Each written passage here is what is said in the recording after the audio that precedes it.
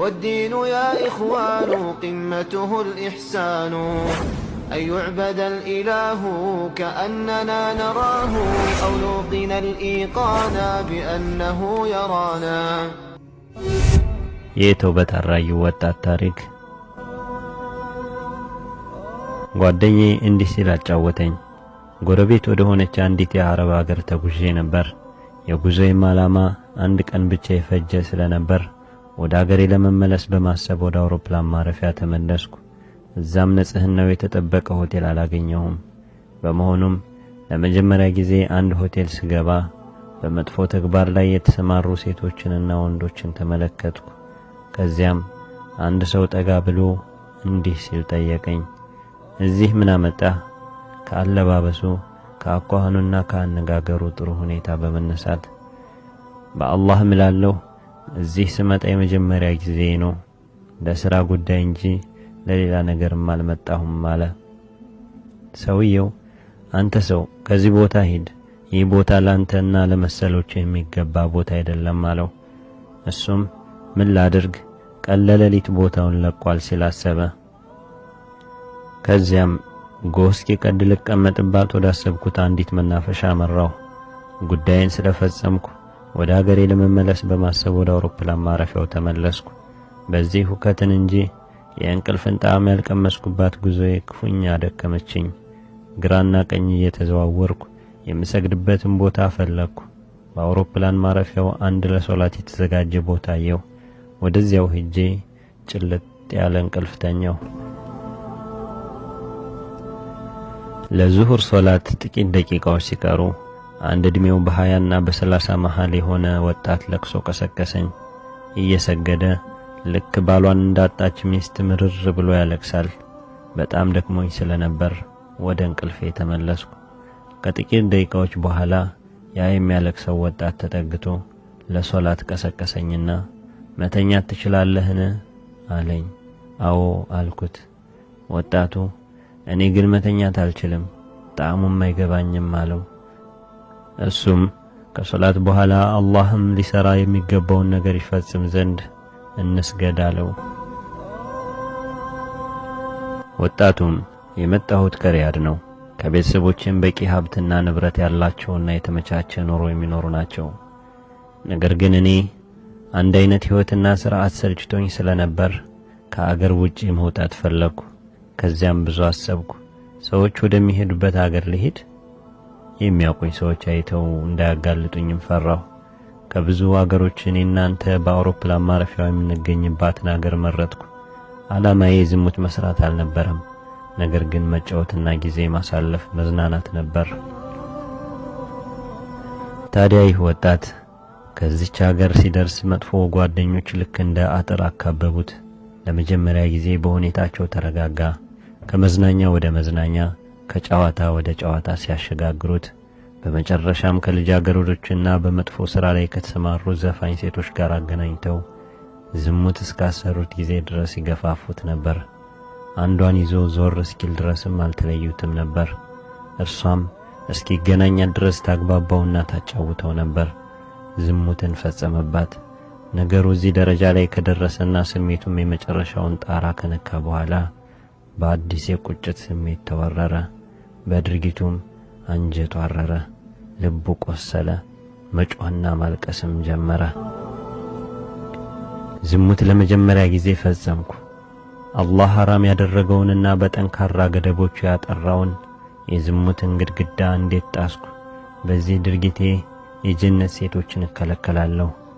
አዲስና አስደናቂ ባህር እየተንጸባረቀበት እያለቀሰ በሩን ከፍቶ ሲወጣ አንድ የመጥፎ ሥራ ሰሪዎች መሪ የሆነ ይጠብቀው ስለነበር ምን ነው ለምን ታለቅሳለህ አለው።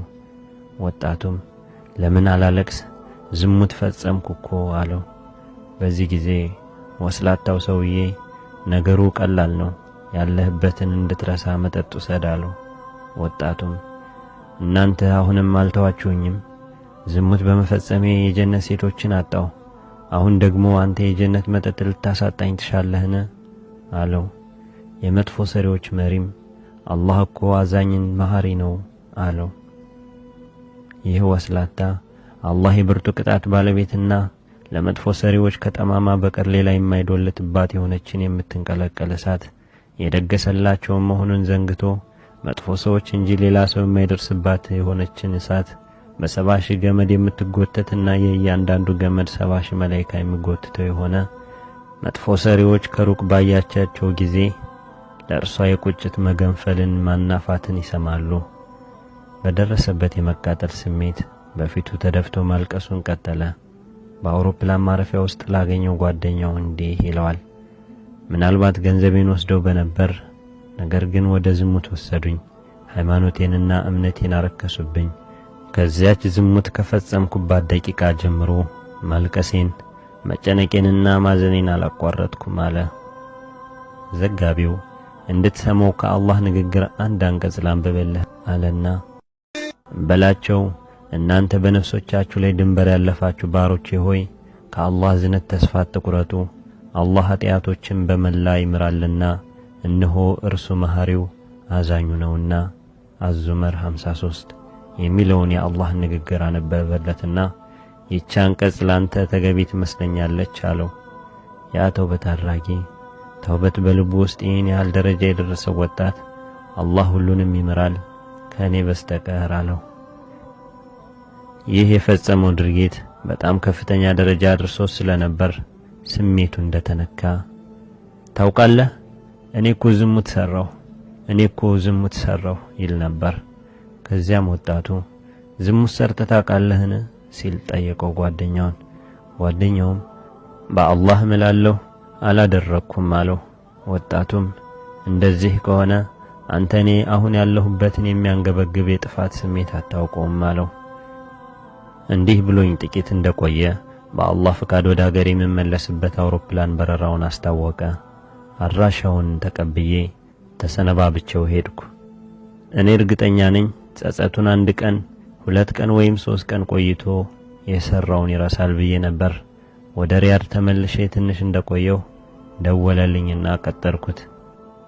ከዚያም ተገናኝተን ልክ ሲያይኝ ተንሰክስቆ እያለቀሰ በአላህ ስም እምላለሁ ያንን ድርጊት ከፈጸምኩና ከተለየው ጊዜ ጀምሮ ከሸለብታ በስተቀር አንድም ቀን በቂ እንቅልፍ አልተኛሁም። አላህ ባሪያዬ ሆይ ዝሙት ሰራህ ሲለኝ መልሴ ምን ይሆናል? አሁን ዝሙት ሰራው፣ በእነኚህ በሁለቱ እግሮቼ ወደ ዝሙት ሄድኩ እላለሁን? ለራስህም አስብ፣ የአላህ ረህመት ሰፊ ነው አለው ጓደኛው። ወጣቱም ልዘይርህ አልመጣሁም፣ የመጣሁት ልሰናበትህ ነው። ምናልባት የአላህ እዝነት ቢያጋጥመን በጀነት ውስጥ አገኘ ይሆናል አለው። ወዴት ትሄዳለህ? ፍርድ ቤት ቀርቤ አላህ ለዝሙት ፈጻሚዎች የደነገገውን ቅጣት እንዲተገብርብኝ ዝሙት መስራቴን እናዘዛለሁ አለው። አንተ እብድ ነህ እንዴ? ባለትዳር መሆንህን ረሳህ? ባለትዳር ዝሙት ከሰራ ቅጣቱ በድንጋይ ተደብድቦ መገደል እንደሆነ ረሳህን? ዝሙተኛ ሁኜ አላህ ዘንድ ከምቀርብ ከመቀጫዎቹ በአንዱ ተቀጥቼ ከጥፋቴ ነፃ ሁኜ ከእርሱ ፊት ብቀርብ ለህሊና ይቀለኛል። አላህን አትፈራምን? ራስህንም አታጋልጥ፣ ቤተሰብህንና ዘመዶችህንም አታዋርድ አለው። ማናቸውም ከእሳት አያድኑኝም። እኔ የምፈልገው ከአላህ ቅጣት ነፃ መውጣትን ነው። የማደርገው ጠፋኝ። ብቻ አንድ ነገር ልለምንህ አልኩት። ራሴን ለፍርድ ከማቅረብ አትከልክለኝ እንጂ የፈለግከውን ጠይቀኝ። ሌላ ነገር ነው የፈለግኩት። እንደዚያ ከሆነ እስማማለሁ አለው። የምልህን በትዕግስት ልትፈጽመው እጅህን ዘርጋና በአላህ ስም ቃል ገባልኝ። እሺ አለና ቃል ገባልኝ። ከታዋቂ ዑለማዎች መካከል አላህን በጣም ከሚፈሩት አንዱ ስላንተ ጉዳይን ጠይቅና ራስህን ለፍርድ አቅርብ ካሉ እኔ ይዤ እሄዳለሁ፣ አይሆንም አትሄድ ካሉ ደግሞ ቃላቸውን መስማትና እሺ ማለት ግዴታ ነው አልኩት። እሺ አለኝና ዓሊሙን ጠየቅናቸው። እሳቸውም እጁን አይስጣሉ። ነገር ግን ይህ ወጣት አልተረጋጋም። እንዲያውም በተደጋጋሚ ጊዜ እየደወለ እጅህን ስጥ እንዲሉት ለማሳመን ሞከረ። ወጣቱን ሳገኘው ለምን ሼኹን በስልክ ታስቸግራቸዋለህ? መንገዱን የከፈትኩልህ እኔ ስለሆንኩ ተወቃሹ እኮ እኔ ነኝ። ወጣቱም ላሳምናቸው ሞክራለሁ፣ ምናልባት ቢያዙኝ ወይም እኔ በመለው ቢስማሙና እጅህን ስጥ ቢሉኝ ብዬ ነው። ይህ ወጣት ለሼኹ ካላቸው ነገሮች ውስጥ አንቱ ሼህ ሆይ አላህን ይፍሩ፣ እኔ ቂያማ ቀን ከእርሶ ጫንቃ አልወርድም። እናም ጌታዬ ሆይ እኔ አንተ ቅጣት በእኔ ላይ ተፈጻሚ ይሆን ዘንድ ፈልጌ ነበር። ነገር ግን እኒህ ሼህ መለሱኝ፣ ከለከሉኝ ይላለሁ አላቸው። እሳቸውም ይህ የማምንበትና ከእውቀት የመነጨ ፈትዋ ነው አሉት። ከዕለታት አንድ ቀን ወጣቱ ለጓደኛው በደህና ሰንብት አለው። ጓደኛውም ወዴት ሲል ጠየቀው። ሐጅ ለማድረግ እፈልጋለሁ አለው። በወቅቱ የሐጅ ጊዜ ደርሶ ነበር። ከሱና ከወንድሞቹ ጋር አብሮት ሐጅ እንዲያደርግ ፈለገ። ነገር ግን ወጣቱ በሐሳቡ አልተስማማም። ሌሎች ከሱ ጋር ሐጅ የሚያደርጉ ሰዎች የመረጠ መሰለው። አደረኩ። ጓደኛችንም ሐጅ አደረገ። ጓደኞቹን ግን አላወኩም። በአያመት ተሽሪቅ ሁለተኛው ቀን በሩቅ አየሁትና ጠራሁት። ስሙ አህመድ ነበር። አህመድ ሆይ አልኩት። ዞር ብሎ አየኝና ሸሸኝ። ሱብሃንአላህ፣ ልቡን በእኔ ላይ ምን እንዲለወጠው። ምንም አይደለም፣ ሪያድ እንገናኛለን ብዬ አሰብኩ። የሐጅ ጸሎታችንን አጠናቀን ወደ ሪያድ ስንመለስ አገኘሁትና ጠየቅኩት። የጸሎት ስፍራዎች ሁሉ በእግሬ እየተዘዋወርኩ ብቻዬን ያደረኩት አለኝ። ወጣቱ ለጓደኛው ሲነግረው በሚስጥርነት እንጂ በአላህ ፍቃድ በመናፍቅነት ወይም ይዩልኝ ወይም ይስሙልኝ ብሎ አይደለም።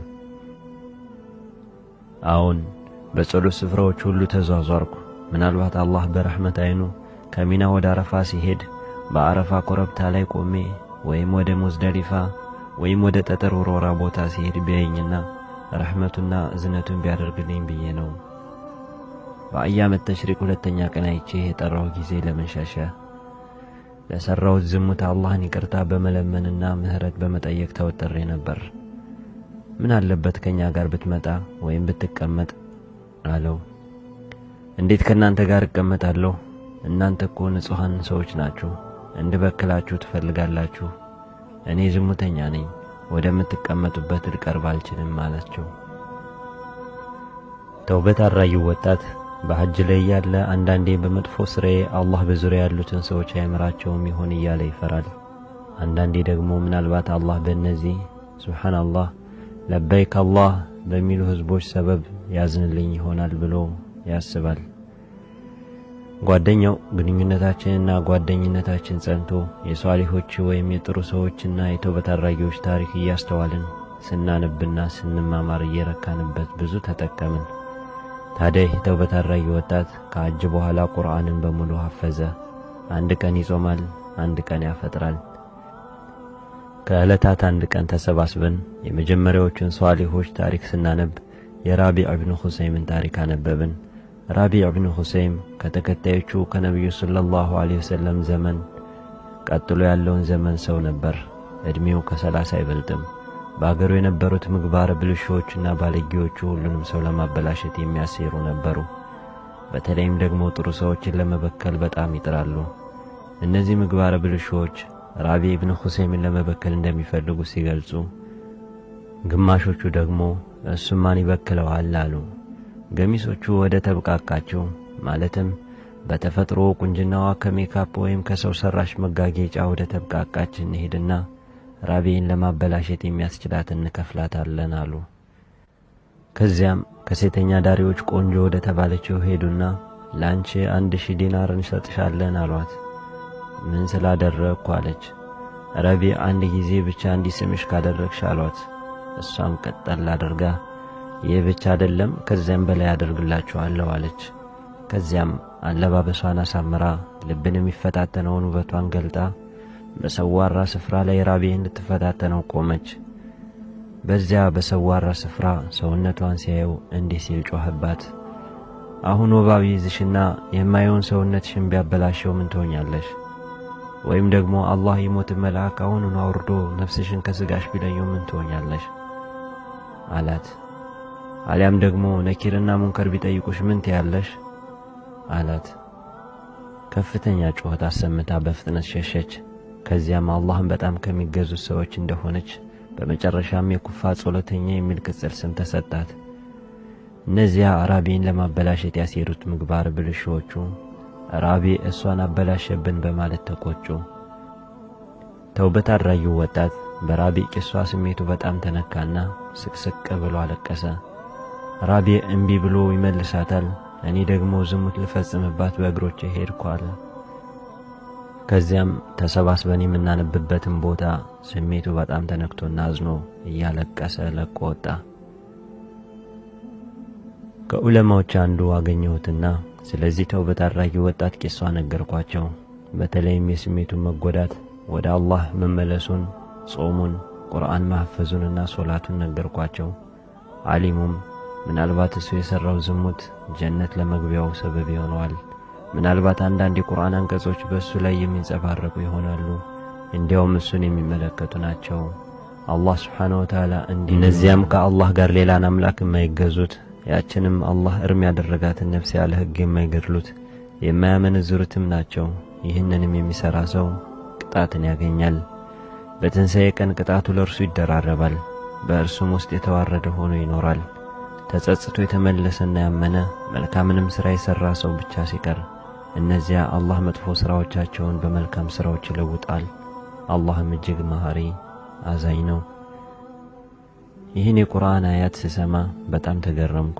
እንዴት ዘነጋሁት አልኩና የምሥራች ልለው ወደ ጓደኛዬ ቤት አመራው። እሱም የሚኖረው በተዋበው የአባቱ ሕንፃ ውስጥ ነው። ቤተሰቦቹ መስጂድ ነው ያለው አሉኝ። ወደ መስጂድ ሲሄድ አንገቱን ሰበር አድርጎ ቁርአን እየቀራ አገኘሁት። የምሥራች ይዤልህ መጥቻለሁ አልኩት።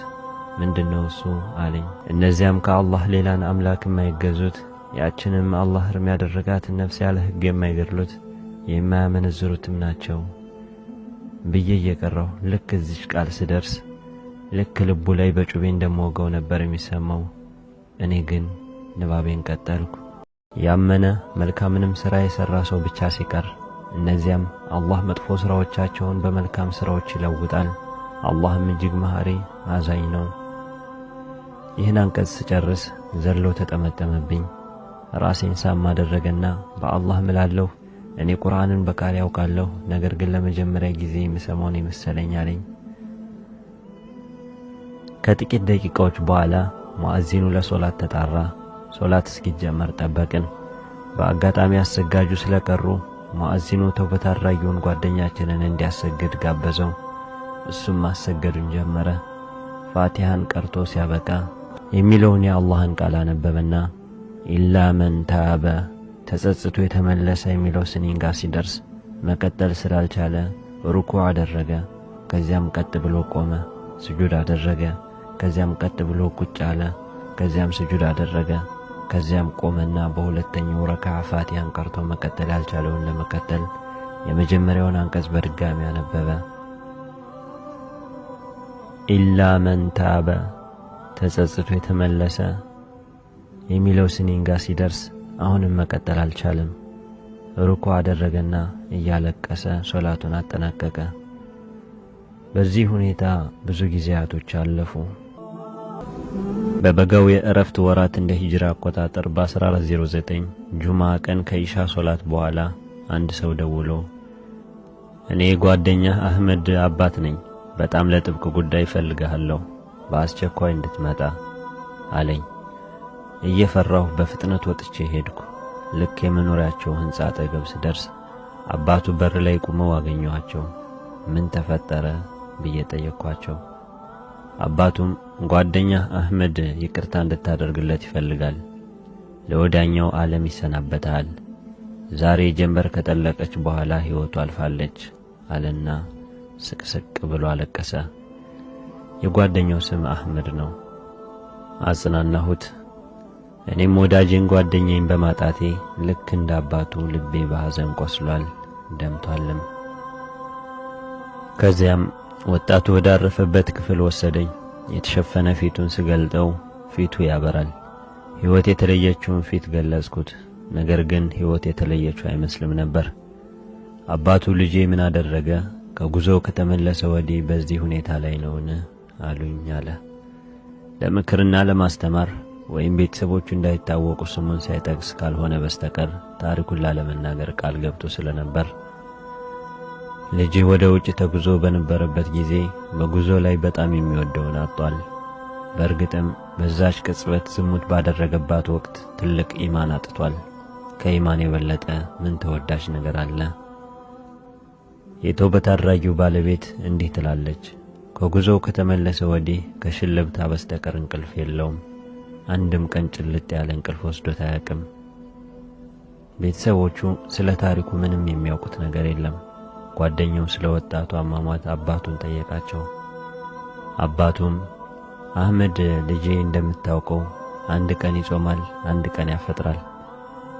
በዚህኛው ጁማዓ ከአስር ሶላት በኋላ ዱዓ መቅቡል የሚሆንበትን ሰዓት ለመፈለግ እዚያው መስጂድ ቆየ። ከመግሪብ በፊት ወደ ልጄ ሄድኩና አህመድ ሆይ ናና ቤት አፍጠር አልኩት። ተውበት አድራጊው ልጅም አባቴ ሆይ እኔ አሁን ደስ በሚል ስሜት ውስጥ ስለሆንኩኝ ተወኝ አለ።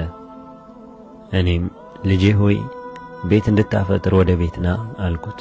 እሱም የማፈጥርበትን እዚሁ መስጂድ ድረስ ላኩልኝ አለ።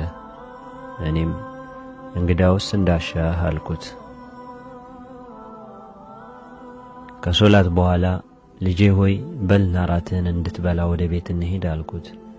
ወጣቱም አሁን ታላቅ ረፍት እየተሰማኝ ስለሆነ እዚሁ መስጂድ ውስጥ ነው መቆየት የምፈልገው፣ ከኢሻ ሶላት በኋላ እመጣለሁ አለኝ። እንደፈለክ አልኩት። ወደ ቤት እንደተመለስኩ አንድ የሆነ ስሜት ውርር አደረገኝ። ሆዴም ባርባር አለኝ። አዲስና እንግዳ ስሜት ተሰማኝና ትንሹ ልጄን ወደ መስጂድ ሄድና ወንድምህን እያልኩት፣ ልጁም ወዲያው ሄዶ እየጮኸ ተመለሰ። አባባ አባባ ወንድሜ አህመድ አያናግረኝም። በፍጥነት ወደ መስጂድ ሲሄድ ልጄ አህመድ ነፍሱ ልትወጣ ተዘርሮ አገኘሁት። በመደገፊያ ላይ ተደግፎ ስለነበር ለብቻው ሆኖ ጌታውን በመማጸኑና ቁርአን በመቅራቱ ደስታን ያገኝ ነበር። ተደግፎበት የነበረውን መደገፊያ አራኩና ወደ ራሴ አስደግፌ ሳየው ይህን ታሪክ የዘገበልንን የጓደኛውን ስም ይጠራል። ሰላምታውንም እንዳደርስለት የሚናዘዝ ይመስላል። ከዚያም ይህ ተውበት አድራጊ አህመድ እያጣጣረ ፈገግ አለ። በአላህ ስም እምላለሁ ከጉዞው ከተመለሰ ወዲህ አንድም ቀን እንደዚህ አይነት ፈገግታ አይቼበት አላውቅም። ከዚያ በዚያች በሚያጣጥርበት ወቅት ሰዓት እነዚያም ከአላህ ጋር ሌላን አምላክ የማይገዙት ያችንም አላህ እርም ያደረጋትን ነፍስ ያለ ሕግ የማይገድሉት የማያመነዝሩትም ናቸው። ይህንን የሚሰራ ሰው ቅጣትን ያገኛል። በትንሣኤ ቀን ቅጣቱ ለእርሱ ይደራረባል። በእርሱም ውስጥ የተዋረደ ሆኖ ይኖራል። ተጸጽቶ የተመለሰና ያመነ መልካምንም ሥራ የሠራ ሰው ብቻ ሲቀር እነዚያም አላህ መጥፎ ሥራዎቻቸውን በመልካም ሥራ ይለውጣል የሚለውን የቁርአን አንቀጽ አነበበና እዚች ቃል ላይ ሲደርስ ነፍሱ ወጣች፣ ለፈጣሪዋም አስረከባት። በመቀጠልም ጸሐፊው እንዲህ ይላል፣ አንተ ከጌታ የራቅከው ወጣት ሆይ፣ አንተ የጌታን ትእዛዝ የጣስከው ወጣት ሆይ፣ አንተ ጤና ብርታትና ጥንካሬ ያለህ ወጣት ሆይ፣ እንደ ተውበት አድራጊው አህመድ ወደ ፈጣሪ ልትመለስና ልትማጸነው ጊዜው አልደረሰምን? ጊዜው አሁን አይደለምን? አሁን አይደለም ወይ ከመጥፎ ሥራና ከእንቢተኛነት የስሜት ሁሉ ገዳይ ሕዝብ በታኝ ሞት ሳይመጣ የምትላቀቀው? አንተ በመጥፎ ሥራ ላይ ተሰማርተህ የምትገኘው ወጣት ሆይ፣ እኔ እዚህን እውነተኛ ተውበት አድራጊ ወጣት ታሪክ ያወጋው ልትዝናናበት ሳይሆን ለወደፊቱ ሕይወት መማሪያ መመከሪያ እንዲሆን በማሰብ ነው። ምናልባት ሰሚ ጆሮ፣ አልቃሽ ዓይንና ወደ አላህ ተመላሽ ልቦና ያገኘች እንደሆን በማለት ነው። በመጨረሻም አላህ ባሪያዎቹን ባሳሰበበት ዘላለማዊ ማሳሰቢያ አሳስባችኋለሁ፣ ትድኑ ዘንድ ሁላችሁም ወደ አላህ በመመለስ ተጸጸቱ። ሱራ ኑር 31። አንተ ወጣት ሆይ ሕይወትህ ሳትቀሰፍ ወደ አላህ እንድትመለስ አደራ እልሃለሁ። ከመጥፎና ከወራዳ ጓደኛ ተጠንቀቅ። አላህን መፍራትና መከጀል አብዛ። ለዲንህ ለሃይማኖትህ ስትል ልፋ። አላህ ሱብሓነሁ ወተዓላ መጨረሻችንን ያማረና የሰመረ ያድርግልን። አላህ ሱብሓነሁ ወተዓላ ልቦና እንዲሰጠንና ቀጥተኛውን መንገድ እንዲመራ አዘውትረህ ለምነው። በሐቅ ሊገዙት ሊፈሩትና ሊታዘዙት የሚገባ ጌታ አላህ ብቻ ነው። አዛኝ ደግ ተለማኝና ገደብ የለሽ ለጋሽ የሆነን ጌታ ከዚህ በሚከተለው ጸሎት ዱዓ ተማጸነው። አላህ ሆይ ኢማንን አስወድደኝ፣ ልቤንም በኢማን አስጌጠው። ኩፍርን፣ ክህደትን፣ መጥፎ ሥራንና እምቢተኛነትን ወይም ያንተን ቃል መጣስን አስጠላኝ። ቀጥተኛውን መንገድ ከያዙት አድርገኝ። አላህ እነሱ ከሚሉት ጉድለት ሁሉ ጠራ። ሰላም በሩሱሎች በመልእክተኞች ላይ ይሁን። ምስጋና ለዓለማት ጌታ ለአላህ ይሁን። አላህ ሰላምና እዝነቱን በረከቱ በእናንተ ላይ ይሁን። ታሪኩ ተፈጸመ።